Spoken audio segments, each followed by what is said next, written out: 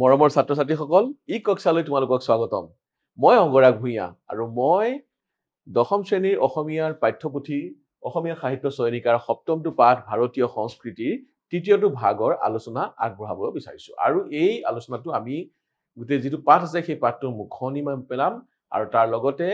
লেখক হেম বৰুৱাৰ বিষয়েও আমি সামান্য জানিম। আৰু এই পাঠটো আমি যিখিনিত ৰৈ গৈছিলো তাৰ পিছৰ পৰা আমি আৰম্ভ কৰিছো। এতিয়া ইয়াৰ আগতে আমি ভাস্কৰ্যৰ বিষয়ে আলোচনা কৰিলো, স্থপতিৰ বিষয়ে আলোচনা কৰিলো, এতিয়া সংগীতৰ বিষয়ে আলোচনা কৰিম যে ভাৰতীয় উচ্চাংগ সংগীত দাক্ষিণাত্যৰ ভাস্কৰ্য কলাৰ দৰে গাম্ভীৰ্যপূৰ্ণ আৰু বিচিত্ৰ। এবাৰ আহিছো সংগীতলৈ। যে কৈছে যে দাক্ষিণাত্যৰ ভাস্কৰ্য যেনেদৰে গাম্ভীৰ্যপূৰ্ণ তেনেদৰে ভাৰতীয় সংগীতো গাম্ভীৰ্যপূৰ্ণ আৰু বিচিত্ৰ। উত্তৰ ভাৰতৰ সংগীতে এটা নতুন বস্তু আমাৰ চকুত পেলায়, কিন্তু এই ক্ষেত্ৰত এষাৰ বস্তু ক'ব পাৰি, এষাৰ কথা অনুকাই থব পাৰি, উত্তৰ ভাৰতৰ সংগীতে কিন্তু এটা নতুন বস্তু আমাৰ চকুত পেলায়। আৰু সেই বস্তুটো কি? কৈছে যে গাম্ভীৰ্যৰ লগত ঠায়ে ঠায়ে সংগীতত আমি এটা উৰণীয়া ভাৱৰ সংযোগ দেখিবলৈ পাওঁ। গাম্ভীৰ্য থাকে, তাৰ লগত এটা উৰণীয়া ভাৱো সোমাই থাকে। সেই যিটো গাম্ভীৰ্যতা দক্ষিণাত্যৰ যিটো ভাস্কৰ্য যেনেদৰে এটা গাম্ভীৰ্যপূৰ্ণ আমি এটা ভাস্কৰ্য দেখিবলৈ পাওঁ, তাৰ তেনেদৰে বুলি কৈছে, কিন্তু তাৰ লগত এটা বস্তু সংযোজন হৈছে, এটা বস্তু নতুনকৈ অতিৰিক্তভাৱে সোমাইছে, আৰু সেইটো হৈছে এটা উৰণীয়া ভাৱ। ইয়াকে সুৰ বস্তুৰ ওপৰত লোকসংগীতৰ প্ৰভাৱ বুলি ক'ব পাৰি। যে সুৰ আৰু বস্তুৰ ওপৰত লোকসংগীতৰ প্ৰভাৱ পৰিছে। উচ্চাংগ সংগীত আচলতে বহুত এটা নিয়মত বন্ধা হয়, কিন্তু সেই নিয়মৰ বাহিৰতে যে উৰণীয়া সুৰ এটা আহিছে আৰু সেই উৰণীয়া ভাৱটো যিটো আহিছে সেইটো লোকসংগীতৰ পৰা আহিছে। আৰু আমি এই বিষয়টো আলোচনা কৰি গৈছো এতিয়া, এই যে উৰণীয়া ভাৱটো সেইটো ক'ৰ পৰা আহিল বা কেনেদৰে আহিল। সাধাৰণতে সকলো আৰ্টৰ মূলতে দুটা বিপৰীত পন্থাই কাম কৰা দেখা যায়। সকলো আৰ্টতে দুটা বিপৰীত পন্থাই কাম কৰি থাকে। কৈছে এটাৰ উদ্দেশ্য কাৰুকাৰ্য আৰু জাক-জমকতাৰ সৃষ্টি, আনটোৰ উদ্দেশ্য সংযম আৰু আড়ম্বৰহীনতা। এফালে সংযম থাকে, আড়ম্বৰ নোহোৱাকে থাকে, আড়ম্বৰহীন হৈ থাকে, কিন্তু আন এটা উদ্দেশ্য হয় কাৰুকাৰ্য আৰু জাক-জমকতাৰ সৃষ্টি। সেই আগতে আমি যে অজন্তাৰ চিত্ৰবোৰ কথা পাতিছিলো, এফালে সন্ন্যাস জীৱন, এফালে আকৌ কি সমূহীয়া জীৱন, এটা জাক-জমক, সমূহীয়া জীৱনৰ জাক-জমকতা নহয় জানো, চমকতা, আৰু এফালে হৈছে কি সন্ন্যাস জীৱনৰ আড়ম্বৰহীনতা, নহয়নে, সংযম, সেইখিনি কথা কওঁ। আৰু সকলো আৰ্টতে এই দুটা পন্থা বিচাৰি পোৱা যায়, যে এটা জাক-জমক আড়ম্বৰপূৰ্ণ আৰু এটা হৈছে সংযমী আৰু আড়ম্বৰহীন। এটাই বাহ্যিক আৰু দৃষ্টিমুখৰ আড়ম্বৰৰ জৰিয়তে প্ৰকাশ বিচাৰে, এটা হৈছে কি বাহ্যিক, সকলোখিনি বাহ্যিক দৃষ্টিমুখৰ আড়ম্বৰৰ জৰিয়তে, সেই আড়ম্বৰ বা জাক-জমকতাৰ মাজেৰে নিজৰ প্ৰকাশ বিচাৰে, সেইটো প্ৰকাশ কৰে নিজকে এটাক। আৰু কিন্তু আনটোৱে, সিধে শুনিবা, আনটোৱে আমাক অন্তৰ আত্মা স্পৰ্শ কৰি অভিভূত কৰে। সিটোৱে আমাক অন্তৰখন স্পৰ্শ কৰে, ভিতৰৰ পৰা সি ক্ৰিয়া কৰে। এটা বাহ্যিক দৃষ্টিত বাহিৰৰ পৰা যিটো দেখো আমি আৰু আড়ম্বৰপূৰ্ণ জাক-জমকতা ভৰা, সেইটো দেখি আমি বাহিৰৰ পৰাই আমি বাহ্যিক দৃষ্টিতে বা বাহ্যিক ৰূপতে আমি তাত ভাল পাওঁ, কিন্তু আনটোৱে কি কৰে, আমাক অন্তৰ আৰু আত্মা স্পৰ্শ কৰে। আজি ভাৱ গধুৰ কথা কিছুমান সোমাই থাকে, যেতিয়া চাবা যিকোনো চিত্ৰত যদি ভাৱ গধুৰ বস্তু সোমাই থাকে, সি আমাৰ অন্তৰ স্পৰ্শ কৰে। কিন্তু যিখিনি আড়ম্বৰপূৰ্ণ জাক-জমক চমক যিখিনি থাকে, সেইখিনি আমি চকু ফুৰাই তাত আমি তাৰ প্ৰকাশটো আমি বিচাৰি পাওঁ। প্ৰথমটোৱে প্ৰায় বিৰাট পটভূমিৰ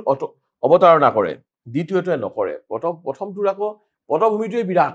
পটভূমিতে জাক-জমক থাকে, চাক-চমক থাকে, কিন্তু দ্বিতীয়টো নাথাকে, দ্বিতীয়টো সংযমেৰে ভৰা। প্ৰথমটো বৰ্হিজাগতিক বিস্তৃতি আছে, দ্বিতীয়টোৰ নাই। কৈছে প্ৰথম যিটো আছে, যিটো পন্থাৰ দুটা কথা কৈছিল নহয়, প্ৰথম পন্থাটোত বৰ্হিজাগতিক বিস্তৃতি আছে, বৰ্হিজাগতৰ বাঢ়ি বাঢ়ি গৈ থাকি বিশাল, কিন্তু দ্বিতীয়টোৰ নাই, দ্বিতীয়টো সংযমী, পৰিমিত, দ্বিতীয়টো বেছ পৰিমিত। বুৰঞ্জীয়ে কয় মুছলিম আৰু হিন্দুৰ প্ৰথম সংঘৰ্ষই হিন্দুৰ মনত পোনতে বিপ্লৱৰ সৃষ্টি কৰিছিল। যেতিয়া মুছলমানসকল বাহিৰৰ পৰা আহিছিল, হিন্দুসকলৰ লগত প্ৰথমতে সংঘাত হৈছিল। যি সংঘৰ্ষ হৈছিল, তেতিয়া হিন্দুসকলৰ মাজত বিপ্লৱী ভাৱৰ চেতনা যোগাইছিল। কিন্তু সেই বিপ্লৱৰ পতনে, তেওঁলোকৰ বিপ্লৱটো সফল হোৱা নাছিল। বিপ্লৱৰ পতনে তেওঁলোকৰ মনত নৈৰাশ্যৰ জন্ম দিছিল। নৈৰাশ্য মানে নিৰাশা ভাৱ। এই নৈৰাশ্যই ক্ৰমাৎ জীৱনৰ প্ৰতি উদাসীনতাৰ সৃষ্টি কৰিছিল। কৈছে যে প্ৰথমতে যেতিয়া সংঘৰ্ষ হৈছিল, বিপ্লৱ কৰিছিল, কিন্তু বিপ্লৱ যেতিয়া পতন ঘটিল, তেওঁলোকৰ মনত এটা নৈৰাশ্য, এটা আলস্য ভাৱ আহিব ধৰিলে। নিৰাশাভাৱ আহিল বোলে এই নিৰাশাবাদী ভাৱটোৱে কি কৰিলে তেওঁলোকৰ জীৱনৰ প্ৰতি উদাসীন ভাৱ এটা সৃষ্টি কৰিলে আৰু ইয়াৰ প্ৰভাৱো কিন্তু আমাৰ শিল্পত পৰিল আমাৰ সংস্কৃতিত তাৰ প্ৰভাৱ পৰিল কৈছে এই কাৰণেই স্বাভাৱিকতে হিন্দুৰ মনে বাস্তৱ জগতৰ কথা পাহৰি আত্মাৰ জগতলৈ গমন কৰিছিল সেয়েহে বাস্তৱ জগতত যিহেতু তেওঁলোকৰ পতন ঘটিছিল বিপ্লৱৰ পতন ঘটিছিল তেওঁলোকে নিষ্কৃতি পাবলৈ বা ইয়াৰ পৰা নিবৃত্তি পাবলৈ তেওঁলোকে কি কৰিছিল আধ্যাত্মিক জগতলৈ তেওঁলোকে ইয়াত গমন কৰিছিল আধ্যাত্মিক জগতৰ মাজতে তেওঁলোকে সুখ শান্তি বিচাৰিবলৈ আৰম্ভ কৰিছিল কাৰণ বিপ্লৱে তেওঁলোকৰ মনত নৈৰাশ্যৰ জন্ম দিছিল গতিকে যদি বাস্তৱটো ৰুক্ষ বাস্তৱটো সহিব নোৱাৰা এই গতিকে সহিব নোৱাৰা বাস্তৱৰ পৰা আঁতৰি তেওঁলোকে আধ্যাত্মিক জগতৰ মাজতে নিজকে হেৰুৱাই পেলাইছিল গতিকে এনে পটভূমিত আধ্যাত্মিকতাৰ সমাদৰ বাঢ়িছিল গতিকে সেই আধ্যাত্মিকতাৰ সমাদৰ বাঢ়িছিল ইয়াৰ পৰিণতি ইমান সংকীৰ্ণ স্তৰলৈ অধুগামী হৈছিল যে আনকি হিন্দুৰ অভিযান ৰাজ্য বিস্তাৰ যুদ্ধ জয় ইত্যাদি কাহিনীও সাধু কথালৈ ৰূপান্তৰিত হৈছিল কিন্তু সেই আধ্যাত্মিকতাৰ মাজত নিজকে আশ্ৰয় লোৱা বা আধ্যাত্মিকতাৰ মাজত নিজকে পাহৰাই নিয়া বাস্তৱৰ পৰা সেইটো ইমান এটা সংকীৰ্ণ ঠাইলৈ গুচি গৈছিল ইমান সংকীৰ্ণ হ'বলৈ ধৰিছিল আৰু কি হ'ল সংকীৰ্ণ মানে ঠেক হ'বলৈ ধৰিছিল ইয়াৰ ব্যক্তিটো এনেকুৱা তললৈ নামিব ধৰিছিল যে কি কৰিলে যে হিন্দুৰ অভিযান হিন্দুৰ ৰাজ্য বিস্তাৰ যুদ্ধ জয় নিচিনা যিবোৰ কাহিনী আছিল বা যিবোৰ ঘটনা আছিল সেইবোৰ সাধু কথাহে হৈ পৰিলগৈ কিয় সাধু কথা হৈ গ'ল কাৰণ বাস্তৱৰ পৰা বাস্তৱত যিহেতু তেওঁলোকে নিৰাশ হৈ পৰিছিল গতিকে তেওঁলোকৰ নিজৰ যিবোৰ বীৰ গাথা তেওঁলোকৰ জীৱনৰ যিটো বাস্তৱৰ যিবোৰ গৌৰৱ গাথা সেইবোৰো সাধু কথাৰ নিচিনাহে হৈ পৰিছিল ইয়াতকৈ সৰহ গুৰুত্ব এইবোৰক দিয়া হোৱা নাছিল অৰ্থাৎ সাধু কথাতকৈ বেছি গুৰুত্ব সেইবোৰক দিয়া নাছিল হিন্দুসকলৰ যি বীৰ গাথা আছিল ৰাজ্য জয় আছিল ৰাজ্য বিস্তাৰৰ কথা আছিল পৰাক্ৰমৰ কাহিনী আছিল সেইবোৰক কিন্তু গুৰুত্ব নিদি সাধু কথালৈ পৰ্যবসিত কৰা হৈছিল এইটো সেই বিপ্লৱৰ পতনৰ ফলত জন্ম হোৱা নৈৰাশ্যৰ ফলত হোৱা এইটো মনত ৰাখিবা তোমালোকে যে এই যে ভাৱৰ যিটো সংযত ভাৱ এটা বেলেগ কথা কিন্তু এই যে আধ্যাত্মিকতাৰ মাজত নিজকে হেৰুৱাই পেলোৱা আধ্যাত্মিকতাৰ মাজত হেৰুৱাই পেলাই ইমানেই নিজকে সংকীৰ্ণ স্থানলৈ লৈ গ'ল যে হিন্দুৰ বীৰ গাথা হিন্দুৰ জয় যাত্ৰা এই কথাবোৰো সাধু কথাৰ স্তৰলৈ পৰ্যবসিত হৈছিলগৈ বৰ্তমানৰ হতাশা আৰু পৰাজয় কাহিনী ঢাকি ৰাখিবলৈ ভৱিষ্যতৰ অনাগত স্বপ্ন ৰাজ্য গঢ়া হৈছিল ভৱিষ্যতৰ এখন অনাগত ৰাজ্যৰ স্বপ্নৰ কথা ভাবিছিল তেওঁলোকে কিন্তু বৰ্তমানটো যে বেয়া বৰ্তমানৰ হতাশা বৰ্তমানৰ পৰাজয় এইখিনি ঢাকিবলৈকে ভৱিষ্যতৰ এখন স্বপ্ন ৰাজ্যৰ বিষয়ে তেওঁলোকে তাত মতলীয়া হৈ পৰিছিল স্বপ্ন ৰাজ্যৰ কল্পনাত তেওঁলোকে মতলীয়া হৈ পৰিছিল সেইবোৰহে কথা তেওঁলোকে কৈছিল এনেদৰেই অতীন্দ্ৰিয়বাদ আৰু আধ্যাত্মিকতাৰ মোহজালে বাস্তৱ জীৱনৰ পৰা হৰা জিকাৰ কথা তল পেলাইছিল এই অতি ইন্দ্ৰিয়বাদ ইন্দ্ৰিয় চেৰাই যি বুজায় অতি ইন্দ্ৰিয়বাদ আৰু আধ্যাত্মিকতা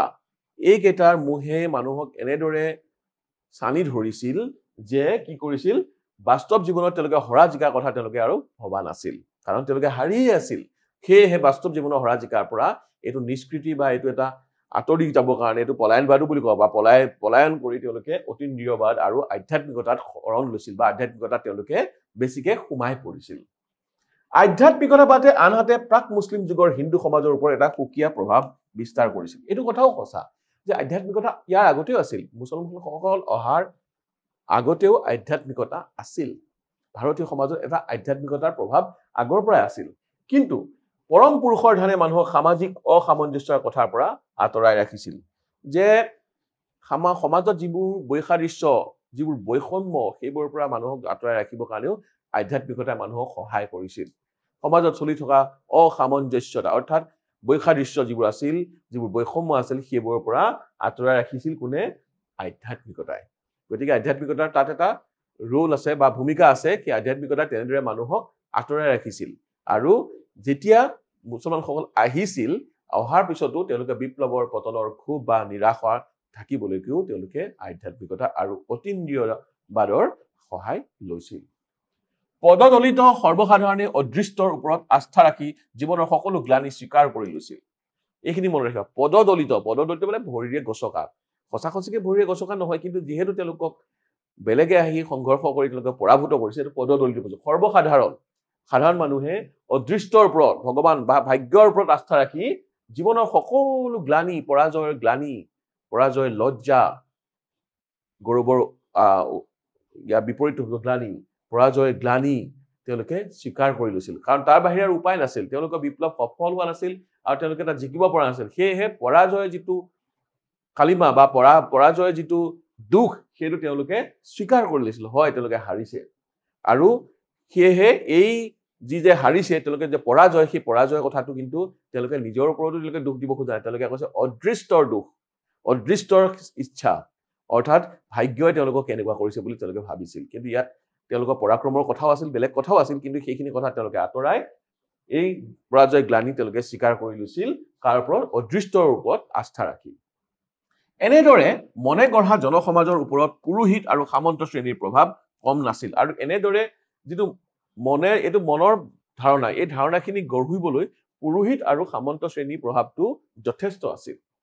পণ্ডিত ৰাহুল সংকৃতায়নে ইয়াৰ আঁতিগুৰি মাৰি বৰ্ণনা দিছে পণ্ডিত ৰাহুল সংকৃতায়ন আমি পাইছো নহয় আচল নাম কেদাৰনাথ পাণ্ডে নহয় জানো তেখেতৰ গ্ৰন্থত ফ্ৰম ভলগা টু গংগা তাত এইবোৰ কথাৰ সম্ভেদ দিছে সমাজৰ অত্যাচাৰ উৎপীড়নৰ বিপক্ষে জনসাধাৰণে কিয় মূৰ দাঙি উঠা নাছিল ইয়াৰ বিচাৰি সৰহ দূৰ আমি যাব নালাগে যে সমাজত যেতিয়া উৎপীড়ন হয় অত্যাচাৰ হয় শাসক গোষ্ঠীয়ে যেতিয়া অত্যাচাৰ কৰে যেতিয়া উৎপীড়ন কৰে শোষণ কৰে তাৰ বিপক্ষে তেওঁলোকে জনসাধাৰণে মূৰ দাঙি উঠিব পৰা নাছিল মূৰ দাঙি উঠিবলৈ তেওঁলোকৰ সাহস নাছিল মূৰ দাঙি উঠিবলৈ তেওঁলোকে কিয় পৰা নাছিল সেইটো যেতিয়া বিচাৰিলে তাৰ কাৰণ বিচাৰিলে তেতিয়া কাৰণ বিচাৰি বেছি দূৰলৈ যাবলগীয়া হোৱা নাছিল এইবোৰে তাৰ কাৰণ আছিল প্ৰত্যেক জীৱ পৰম ব্ৰহ্মৰ সৃষ্টি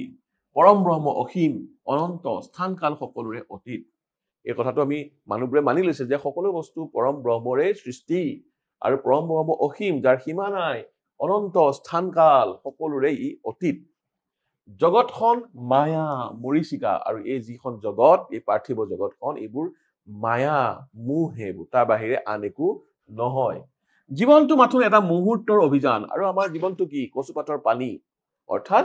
খন্তেকীয়া ই জীৱন এই আছে এই নাই গতিকে এনেধৰণৰ চিন্তা আমাৰ মনত সোমাই দিয়া গৈছিল আৰু সেই এনেধৰণৰ চিন্তা সোমাই দিয়াৰ বাবেই অদৃষ্টৰ ওপৰতে আস্থা ৰাখিবলগীয়া হৈছিল আৰু যিবোৰ পৰাজয় গ্লানি পাহৰিবলৈ এনেধৰণৰ কথাৰ সহায় লোৱা হৈছিল যে প্ৰত্যেক জীৱ পৰম ব্ৰহ্মৰ সৃষ্টি পৰম ব্ৰহ্ম অসীম অনন্ত স্থানকাল সকলোৰে অতীত জগতখনটো মায়া মৰিচিকাই জীৱনটো মাথো এটা মুহূৰ্তৰ অভিযান শেষ হলে মায়াৰ শেষ হব ইত্যাদি এনেধৰণৰ চিন্তাধাৰাই বৈপ্লৱিক শক্তি নিস্তেজ কৰিছিল এনেধৰণৰ যে চিন্তা চৰ্চাবোৰ আহিবলৈ ধৰিলে মানুহৰ তেতিয়ানো কিয় মানুহে ওলোটাই যুঁজিব কিয়নো মানুহে অত্যাচাৰৰ বিপক্ষে সাহসেৰে থিয় দিব মূৰ দাঙি উঠিব কাৰণ তেওঁলোকে অদৃষ্ট এইবোৰ দিছে বুলি ধৰি লৈছে পৰম ব্ৰহ্মৰ ইচ্ছা এইবোৰ মায়া মোহ মৰিচিকা এইবোৰৰ পৰা আমি এইবোৰ খন্তেকীয়া জীৱনটো এই আছে এই নাই এনেধৰণৰ গতিকে আমি মূৰ দাঙি আৰু অত্যাচাৰ সহাৰ কি প্ৰয়োজন গতিকে সেইকাৰণে তেওঁলোকে সেইবোৰ অদৃষ্টৰ ইচ্ছা বুলি গ্ৰহণ কৰি লৈছিল জীৱনৰ ওপৰত যাৰ আস্থা নাই বিপ্লৱৰ ওপৰতো তাৰ আস্থা নাই এইষাৰ কথা মনত ৰাখিবা এইষাৰ কথা কেতিয়াবা ব্যাখ্যাও আহিব পাৰে জীৱনৰ ওপৰত যাৰ আস্থা নাই বিপ্লৱৰ ওপৰতো তাৰ আস্থা নাই যেতিয়া অত্যধিক আধ্যাত্মিকতা লাগে মানুহক অতীন্দ্ৰিয়বাদ লাগে কিন্তু এইবোৰৰ যেতিয়া সীমাতকৈ বেছি হৈ যায় বা এইবোৰ যেতিয়া এইবোৰৰ পৰিভৰ হয় তেতিয়া সংসাৰ অনিত্য এই সংসাৰখন মিছা এইবোৰ কেৱল মায়ামোহ আমাৰ জীৱনটো খন্তেকীয়া পৰম ব্ৰহ্মই আমাক সৃষ্টি কৰিছে গতিকে সকলো অদৃষ্টৰ ইচ্ছা এনেধৰণে যদি নিজৰ জীৱনটোক বাদ দি মানুহে চিন্তা কৰে তেনেহলে তেওঁলোকে কেতিয়াও বিপ্লৱ কৰিব নোৱাৰে সেই কথাটো কৈছে জীৱনৰ ওপৰত যাৰ আস্থা নাই বিপ্লৱৰ ওপৰতো তাৰ আস্থা নাই আৰু এই ভাৰতীয় সংস্কৃতিৰ যিবোৰ উপাদান আছে সেই উপাদানবোৰত ইয়াৰ প্ৰভাৱ পৰিছিল এই ভাৱবোৰৰ প্ৰভাৱ পৰিছিল এইখিনি আমি ব্যাখ্যা কৰিলে নিশ্চয় লিখিব এতিয়া পাৰিম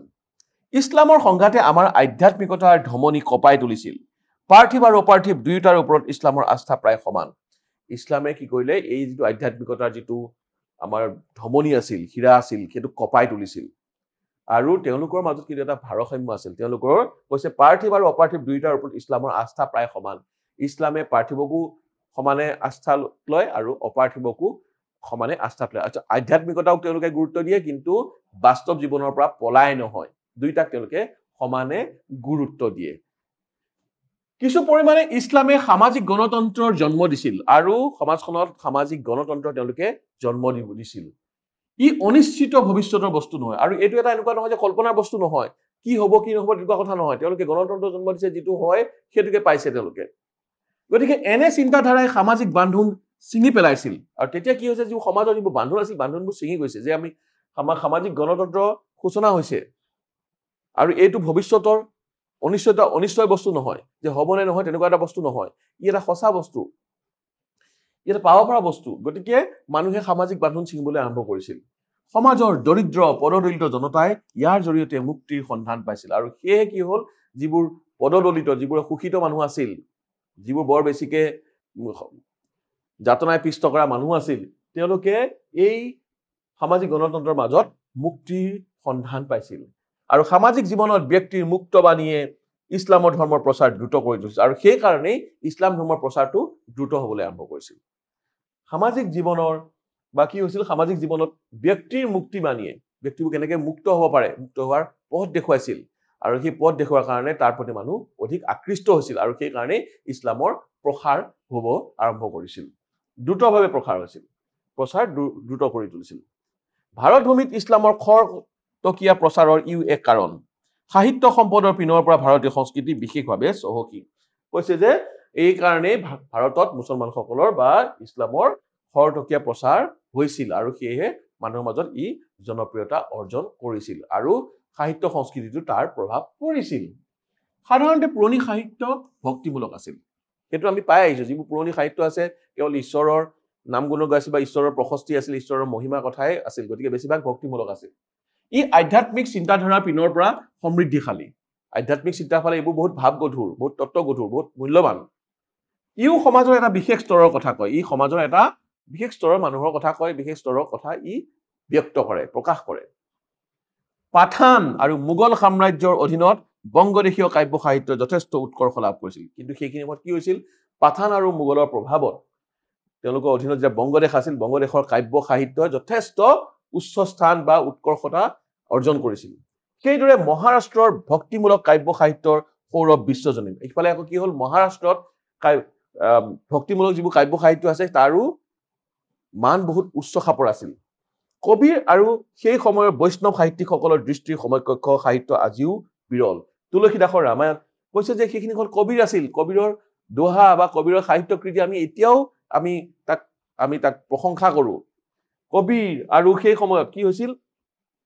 সেই তেওঁৰ সমকক্ষ যিখন সাহিত্যিক আছিল বা সাহিত্য আছিল সেইবোৰ তাৰ এতিয়া তুলনা এতিয়াও পাবলৈ বিৰল এতিয়াও সহজে পাব পৰা নাযায় এতিয়াও কি ইমান উচ্চ খাপৰ আছিল সেইখিনি সময়তে এতিয়াও তাৰ তুলনা পাবলৈ বিৰল তুলসীদাসৰ ৰামায়ণ তুলসীদাস বুলি কয় হিন্দীত তুলসীদাসৰ ৰামায়ণ আমি কওঁ তুলসী বুলি কিন্তু তুলসীদাসৰ ৰামায়ণ শংকৰদেৱৰ কীৰ্তন মাধৱদেৱৰ নামঘোষা ইত্যাদি জাতিৰ আপুৰুগীয়া সম্পদ গোটেই অসমৰে নহয় গোটেই ভাৰতৰে আপুৰুগীয়া সম্পদ কিয় কাৰণ এইবোৰে ভাৱ ভাষা অতি উচ্চমানৰ এইবোৰৰ সাহিত্য মান বহু উচ্চমানৰ সেয়েহে কবিৰ বা তেওঁৰ সমকক্ষ যিবোৰ সাহিত্য কৃতি আছে তুলসীদাসৰ ৰামায়ণ শংকৰদেৱৰ কীৰ্তন মাধৱদেৱৰ নামঘোষা এইবোৰৰ জাতিৰ আপুৰুগীয়া সম্পদ ব্ৰিটিছৰ আমোলত ভাৰতীয় সাহিত্যৰ বৈচিত্ৰ্য বাঢ়িছিল ইয়াৰ পিছত কি হ'ল তাৰ পিছত সময় বাগৰি গ'ল আৰু এবাৰ ব্ৰিটিছৰ আমোলৰ কথা আহিছে ব্ৰিটিছৰ আমোলত ভাৰতীয় সাহিত্যৰ বৈচিত্ৰ্য বাঢ়িছিল কিয় বাঢ়িছিল নতুন প্ৰকাশভংগী সামাজিক শক্তিকেন্দ্ৰিক সাহিত্য ইত্যাদি আৱিৰ্ভাৱ হৈছিল এতিয়া চিন্তা চৰ্চাবোৰ সলনি হৈছে নতুন প্ৰকাশভংগী নতুন হৈছে আগতে দাসৰো দাস ভাৱ আছিল আগতে দাস্য ভাৱ আছিল বা তেনেধৰণৰ ভক্তি ভাৱ আছিল কিন্তু এতিয়া সলনি হৈছে প্ৰকাশভংগী সলনি হৈছে নিজকে পৰিবেশন কৰাৰ যিটো শৈলী সেই শৈলী পৰিৱৰ্তন ঘটিছিল আৰু সামাজিক শক্তি সমাজৰ শক্তিৰ কেন্দ্ৰ কৰি এনেধৰণৰ সাহিত্য ৰচনা হৈছিল বাবে ইয়াৰ জনপ্ৰিয়তা হৈছিল এনেধৰণৰ সাহিত্য আৱিৰ্ভাৱ হৈছিল আৰু ইয়াৰ জনপ্ৰিয়তাও আহিছিল সাহিত্য বিশ্বাত্মিকাৰ পৰশত পুৰঠ আৰু সৌষ্ঠৱপূৰ্ণ হৈছিল সেইকাৰণে সাহিত্য কি হৈছে বিশ্বাত্মিকা যাক আমি গ্লোবেলাইজেশ্যন বা আমি কি কওঁ এতিয়া গোটেই বিশ্বতে বিশ্বৰ যিটো সোৱাদ পাইছে বিশ্বৰ যিটো বতাহ লাগিছেহি তাৰ পৰশত তাৰ স্পৰ্শত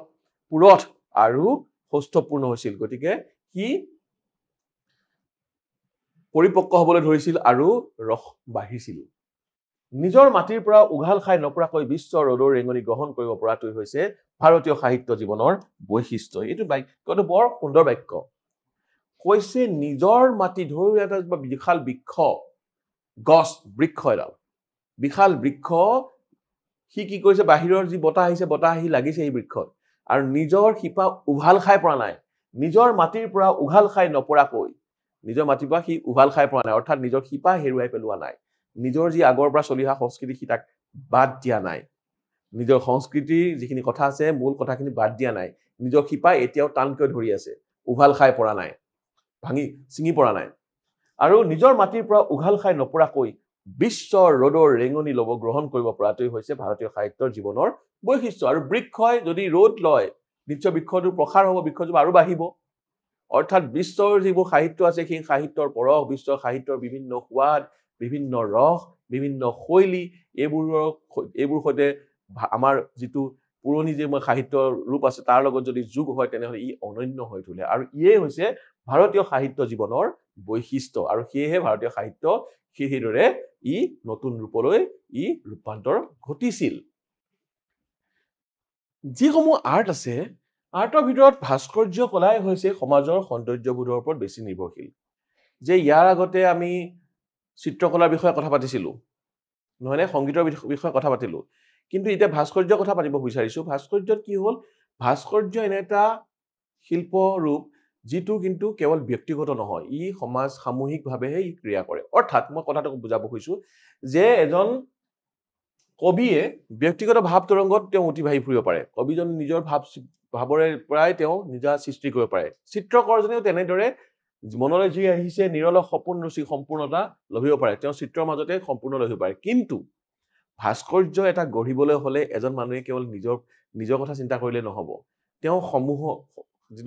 যিটো সমূহ চিন্তা আছে বা তেওঁৰ লগত যিখিনি মানুহ আছে গোটেইখিনি তেওঁ একে চিন্তাৰে হ'ব লাগিব এটা চাবা ভাস্কৰ্য শিল্পীয়ে কেৱল সমূহীয়া প্ৰচেষ্টা আৰু সামাজিক ভাৱধাৰাৰ ওপৰত বিশেষভাৱে নিৰ্ভৰ কৰিব লাগে কৈছে যে সমূহীয়া প্ৰচেষ্টা আছে ভাস্কৰ্য এটা গঢ়িবলৈ আৰু তাৰ লগতে কি হৈছে সামাজিক ভাৱধাৰাৰ বিষয়ে তেওঁ চিন্তা কৰিবলগীয়া হয় বহুতৰ সংযোগতহে ভাস্কৰ কলা গঢ়ি উঠা সম্ভৱ বহুতৰ সংযোগত এজনে নহয় বহুতৰ সংযোগত বহুতৰ সহায় লাগিব আৰু তেতিয়াহে ভাস্কৰ্য কলা গঢ়ি উঠা সম্ভৱ গতিকে আটাইকেইজনৰে চিন্তা চৰ্চা আটাইকেইজনে ভাৱধাৰা এইকেইটা গুৰুত্ব দিবই লাগিব কেৱল এজনৰ ভাৱধাৰা এজনৰ চিন্তা চৰ্চা গুৰুত্ব দিলে নহ'ব কবিয়ে যিটো কাম কৰিব পাৰে চিত্ৰশিল্পীয়ে যিটো কাম কৰিব পাৰে এজনৰ ভাৱচিন্তাকে তেওঁলোকে ব্যক্তিগত ভাৱচিন্তাকে তেওঁলোকে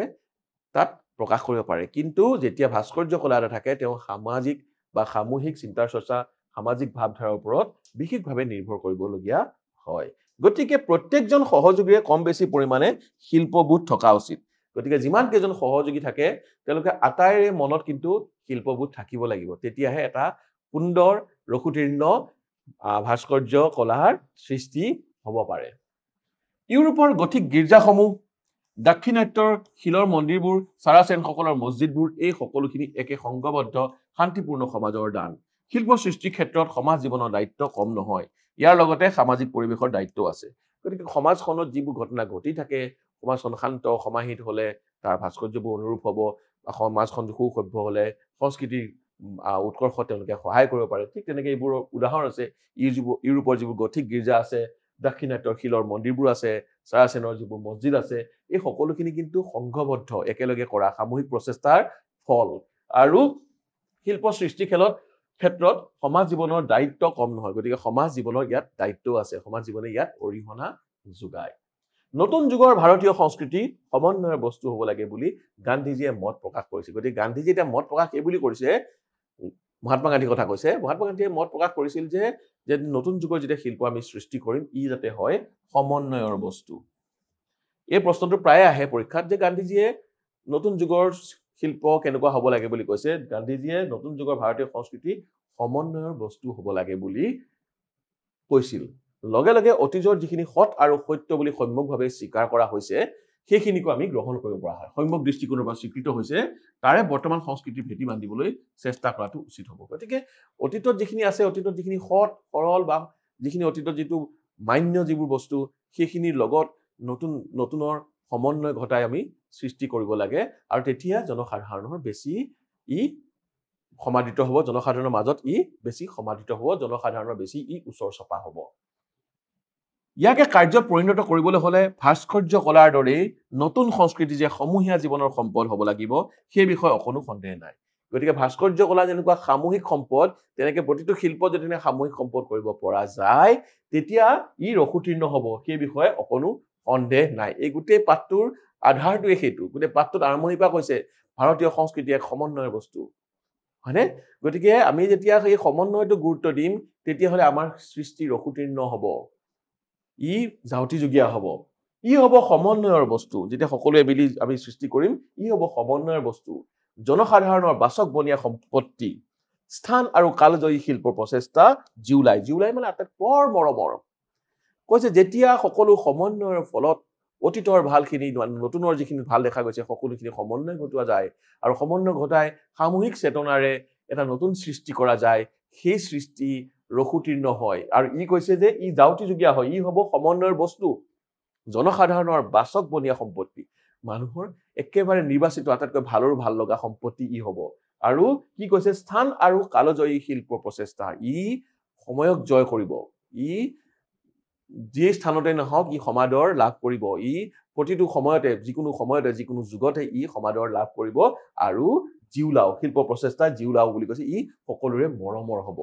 গতিকে ভাৰতীয় সংস্কৃতি যিহেতু এক সমন্বয়ৰ বস্তু গতিকে সেই সমন্বয়ৰ কথাটো আমি সকলোৱে গুৰুত্ব দিব লাগে এইটো এটা বৰ গুৰুত্বপূৰ্ণ প্ৰবন্ধ আৰু প্ৰবন্ধটো নিশ্চয় তোমালোকৰ ভাল লাগিছে গতিকে প্ৰবন্ধটো যিজনে লিখিছে হেম বৰুৱা তেওঁৰ বিষয়ে এতিয়া আমি সামান্য জানি লওঁ হেম বৰুৱা তেখেতৰ জন্ম হৈছিল 1915 চনত আৰু মৃত্যু হৈছিল 1977 চনত তেখেতৰ জন্ম তেজপুৰত হৈছিল 1932 চনত তেজপুৰৰ চৰকাৰী হাইস্কুলৰ পৰা প্ৰৱেশিকা পৰীক্ষা দিছিল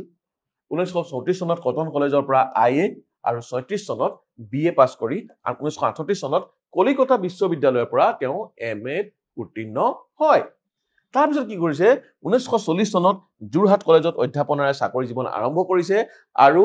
তাৰপিছত 1944 চনত গুৱাহাটীৰ ভোলা বৰুৱা কলেজ যাক তোমালোকে বি বৰুৱা কলেজ বুলি জানা তাৰ তেওঁ অধ্যক্ষ হয়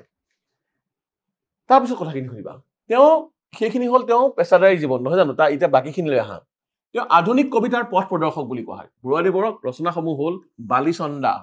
মন ময়ূৰী আধুনিক সাহিত্য এই গাঁও এই গীত ৰঙা কৰবীৰ ফুল Israel the red river and blue hill এইবোৰ তেওঁৰ ৰচনা তেওঁ বৰুৱাদেৱক হেম বৰুৱাদেৱক আধুনিক কবিতাৰ পথ প্ৰদৰ্শক বুলিও কোৱা হয় আৰু তেওঁ এইবোৰ ৰচনা আৰু তেওঁ জনতা আৰু পছুৱা নামৰ দুখন আলোচনীৰ সম্পাদকো আছিল এই দুখন আলোচনী তেওঁ সম্পাদনা কৰিছিল 1972 চনত ধুবুৰীৰ অসম সাহিত্য সভাৰ অধিৱেশনত তেওঁ সভাপতিত্বৰ পদ অলংকৃত কৰিছিল অৰ্থাৎ সভাপতি তেওঁ হৈছিল 1972 চনত ক'ত হৈছিল অসম সাহিত্য সভাৰ ধুবুৰী অধিৱেশনত আৰু তেওঁ আছিল সুবক্তা আৰু কৃতি সাংসদ তেওঁ এজন খুব ভাল বক্তা আছিল তেওঁ বহুত ধুনীয়া বক্তৃতা দিছিল আৰু তেওঁ সাংসদ হৈ খুব বৰ প্ৰশংসা লাভ কৰিছিল তেখেতে সাংসদ হৈ তেখেতে দিয়া বক্তৃতাই আনকি ভাৰতৰ সেই সময়ৰ প্ৰধানমন্ত্ৰী জৱাহৰলাল নেহৰুৰো মন জয় কৰিছিল গতিকে তেওঁ এজন সুবক্তা আছিল এজন সাংসদ আছিল আৰু তেওঁ এজন সাহিত্যিক আছিল গতিকে এইজন লোকে যেতিয়া আমাক এই ভাৰতীয় সংস্কৃতিৰ বিষয়ে কৈছে সেইখিনি কথাৰ গুৰুত্ব অপৰিসীম আৰু তেওঁৰ কথাখিনি আমি কাৰ্যকৰ কৰিব পাৰিলে ভাল এতিয়া আমি এই পাঠটো যে পঢ়িলো এই পাঠটো পঢ়ি যিমানখিনি বুজিলো এতিয়া সামগ্ৰিকভাৱে যিমানখিনি বুজিলো তাৰ কেইটামান প্ৰশ্ন লওঁ তেতিয়া আমি গম পাম যে আমাৰ কিমানখিনি আমি গম পালো এতিয়া প্ৰথম প্ৰশ্নটোলৈ আহোঁ ভাৰতীয় সংস্কৃতিৰ প্ৰাণ কি এটো এক নম্বৰীয়া প্ৰশ্ন হয় পৰীক্ষাত এই ধৰণৰ প্ৰশ্ন আহে গতিকে ভাৰতীয় সংস্কৃতিৰ প্ৰাণ বুলি ক'লে হ'ব ক্ৰমবৰ্ধমান শক্তি ভাৰতীয় সংস্কৃতিৰ প্ৰাণ হ'ল ক্ৰমবৰ্ধমান শক্তি ইয়ে হ'ল সমন্বয় আচলতে ইয়ে হৈছে সমন্বয় অৰ্থাৎ ক্ৰমবৰ্ধমান কেনেকৈ হ'ব অতীতৰ লগত নতুনৰ মিল হৈ ই ক্ৰমান্বয়ে ই বাঢ়ি যাব গতিকে ভাৰতীয় সংস্কৃতিৰ প্ৰাণ হৈছে ক্ৰমবৰ্ধমান শক্তি এইটো খালি ঠাই পূৰণ কৰা কি যুগক ভাৰতীয় সংস্কৃতিৰ বিস্তাৰ যুগ বুলিব পাৰি বাৰু কোনটো যুগক বৌদ্ধ ধৰ্মৰ প্ৰচাৰৰ যুগক বৌদ্ধ ধৰ্ম যেতিয়া প্ৰচাৰ হৈছিল বৌদ্ধ ধৰ্ম যেতিয়া প্ৰচাৰ কৰিবলৈ মানুহবোৰ ভাৰতৰ পৰা বাহিৰলৈ গৈছিল সেইটোই হৈছে ভাৰতীয় সংস্কৃতিৰ বিস্তাৰ যুগ বৌদ্ধ ধৰ্মৰ প্ৰচাৰ যুগক ভাৰতীয় সংস্কৃতিৰ বিস্তাৰ যুগ বুলিব পৰা যায় এতিয়া তৃতীয়টো প্ৰশ্নলৈ আহিছো তৃতীয়টো প্ৰশ্ন চোৱা শিৱ আৰু শক্তি পূজাৰ মূল ক'ত আৱিষ্কাৰ হৈছিল বাৰু আগতে আমি কৈছিল নহয় শিৱৰ পূজা আৰ্যসকলৰ বস্তু নাছিল প্ৰথমতে হয় ই আৰ্যসকলৰ বস্তু নাছিল গতিকে ইয়াৰ মূল ক'ত আমি আৱিষ্কাৰ কৰা গৈছিল বাৰু মূল ক'ত আমি পাইছিলো মূল ক'ত আছে বুলি আমি গম পাইছিলো উত্তৰটো মনত পৰিছেনে উত্তৰটো হ'ব মহেঞ্জোদাৰোত মহেঞ্জোদাৰোত তো আছে মহেঞ্জোদাৰোত আৱিষ্কাৰ হৈছিল মহেঞ্জোদাৰোত শিৱ আৰু শক্তি পূজাৰ মূল আৱিষ্কাৰ হৈছিল মৰমৰ ছাত্ৰ ছাত্ৰীসকল আমি ভাৰতীয় সংস্কৃতি নামৰ এই যি পাঠ আছে সেই পাঠটোৰ আলোচনা ইমানতে সামৰিছো তোমালোকৰ নিশ্চয় ভাল লাগিছে যদি ভাল লাগিছে তেনেহলে আমি ইয়াৰ পৰৱৰ্তী পাঠত পুনৰ লগ হ'ম তেতিয়ালৈকে মোক বিদায় দিয়া ধন্যবাদ